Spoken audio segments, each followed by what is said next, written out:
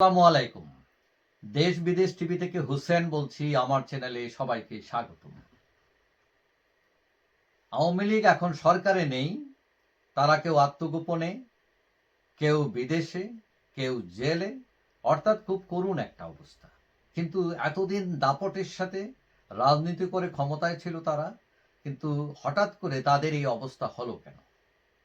এখন শেখ হাসিনা সরকারের পতনের অনেকগুলো কারণ আছে এবং কেউ কেউ এটাও মনে করেন তাদের অন্যতম একটি কারণ হলো যে আলেমা যারা আছেন, ইসলামী চিন্তাবিদ যারা আছেন, তাদের প্রতি শেখ হাসিনা বৈরী আচরণ করেছেন, তাদেরকে খেপিয়েছেন, জেলে ঢুকিয়েছেন, দেশটাকে বাধ্য করেছেন, এরকম অনেক প্রশ্ন। কিন্তু আমরা এটাও দেখেছি যে শেখ হাসিনা সরকার অনেক সুন্দর দৃষ্টিনন্দন মসজিদ বানিয়ে দিয়েছে বিভিন্ন জেলায়। কিন্তু আওয়ামী লীগের উপর এই তকমা আসলো কেন যে আওয়ামী লীগ ইসলাম বিরোধী? অথচ এই আওয়ামী লীগের যখন সূচনা লগ্নে আওয়ামী লীগের নাম ছিল আওয়ামী মুসলিম লীগ, মুসলিম শব্দটা ছিল। পরবর্তীতে সম্প্রীতির প্রশ্নে এই মুসলিম শব্দটা বাদ দেওয়া হয়। আমরা কয়েকদিন আগে দেখলাম যে বিশিষ্ট ইসলামী বক্তা মিজানুর রহমান আজহারী যশোহরে একটা প্রোগ্রাম করেছেন, সেখানে নাকি 20-25 লক্ষ মানুষের জমায়েত হয়েছে এবং এই আজহারীকে নাকি শেখ হাসিনা দেশটাকে বাধ্য করেছিলেন। এখন আমার কথা হচ্ছে, যদি বাধ্য করে থাকে তাহলে কেন করা হলো? এবং আমরা দেখেছি অনেক ইসলামী রাজনীতি করেন বা বক্তা, তাদেরকে জেলে ঢোকানো হয়েছিল। তো কারণটা কি? ইসলাম একটা ধর্ম। এখন বাংলাদেশের 90% মুসলিমের দেশ। তো এখানে একজন মানুষ ইসলামী বক্তৃতা করতেই পারে, সে সরকারের বিরুদ্ধে কথাই বলতে পারে, এগুলো তার মৌলিক রাইট এবং এটা বলা তো অপরাধ না। এখন ইসলামের কথা বললে যদি কেউ জঙ্গি হয়ে যায়, তাহলে তো মানুষ ওই দলটিকে ভাববেই যে এটা ইসলাম বিরোধী দল। কারণ আপনি যদি যান, ইউরোপে যান, আমেরিকায় যান, ওইসব দেশেও কিন্তু ওয়াজ মাহফিল হয়। ওইসব খ্রিস্টান দেশের সরকার তো বলে না যে না, তোমরা এগুলো করতে পারবা না, তোমরা জঙ্গি, তারা তো বলে না। কিন্তু মুসলিম দেশে যদি কেউ বলে যে না, ওয়াজ করো, তোমরা জঙ্গি, তোমরা এটা সেটা তোমাদের বেঁধে ফেলবো, তোমরা দেশ থেকে পালাতে হবে, তাহলে প্রশ্ন এসে যায়।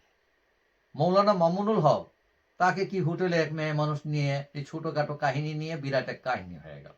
বাবুনগরী, তারপরে সাইদির ফাঁসি, বিভিন্ন ইস্যু নিয়ে আস্তে আস্তে আওয়ামী লীগের ইমেজটা এরকম হয়ে গেল যে আওয়ামী লীগ ইসলাম বিরোধী। এখন আমি যখন স্টুডেন্ট ছিলাম, যখন বিশ্ববিদ্যালয়ে পড়তাম, আমাকে একদিন এক ছেলে বলল যে ইসলামী ছাত্র শিবির সব মসজিদ দখল করে বসে আছে। তো আমি তাকে বললাম, তুমি কোন পার্টি করো? সে বলল, আমি ছাত্রলীগ করি। আমি বললি, তোমরা ছাত্রলীগেরা মসজিদে যাও নাই বলেই তো তারা দখল করার সুযোগ পাইছে। তোমরা নিয়মিত যাও, তোমরা প্রচুর মানুষ এখানে যদি যাও নামাজ পড়তে, তখন তারা হয়তো সাহসই পাবে না যে মসজিদে মেতে দলীয় মিটিং করতে। তো সুযোগটা তো তোমরাই দিচ্ছ, তোমরা নামাজ পড়ো না কেন? এখন এই যে ধরেন মিজানুর রহমান আজহারীর কথা বললেন যে 20-25 লাখ লোক হয়ে গেল, এটা বুঝতে হবে যে এদেরও ফলোয়ার্স আছে, লক্ষ লক্ষ লোক তাদের কথা শুনে বিশ্বাস করে। এখন এই লোকটাকে যদি আপনি কিক আউট করে ফেলেন কোনো লজিক্যাল কারণ ছাড়া, তো ওই যে 20-25 লোক ফলো করে, কোটি কোটি লোক ফলো করে, তারা আঘাতপ্রাপ্ত হয়। এখন এরা তো দেশের মানুষ, এমনকি সেটা আপনার দলের মানুষও থাকতে পারে, তারাও আঘাতপ্রাপ্ত হয়, হয়তো আপনাকে বলে না বা বলার সোর্স নাই। এখন এইটা তো গণতন্ত্রের সৌন্দর্য না। কারণ গণতন্ত্রের সৌন্দর্য হলো যে সবাই সবার মতামত, তার চর্চা সে অব্যাহত রাখতে পারে। তাহলে আওয়ামী লীগ সরকার এগুলো কেন করলো? এটা কি ভারতের চাপে করলো?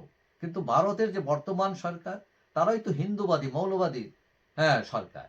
এখন তাদের কথা আমাকে শুনতে হবে কেন? কোন শর্তে? এখন রোগ না বুঝেই যদি ওষুধ দেন, তা তো সমস্যা। এখন এইটা এমন এক দেশ, এটা যুগ যুগ ধরে বিভিন্ন দেশের বিভিন্ন মানুষ, বিভিন্ন ধর্মের মানুষ এখানে অবাধ ধর্মচর্চার সুযোগ ছিল। ধর্মের অধিকার, কথা বলার, এখানে ওয়াজ নসিহত হবে, হ্যাঁ, সে সরকারের সমালোচনা করতে পারে, এটা তার রাইট আছে, এটা গণতন্ত্রের সৌন্দর্য। কিন্তু আপনি যদি দলের বিরুদ্ধে কথা বললেই, হ্যাঁ, তাকে দেশছাড়া করতে চান, জেলে ঢুকাইতে চান, তাকে মারধর করতে চান, হুমকি দিতে চান এবং তাকে জঙ্গি বানায় ফেলতে চান, তাহলে তো মানুষ বলবেই যে আওয়ামী লীগ ইসলাম বিরোধী।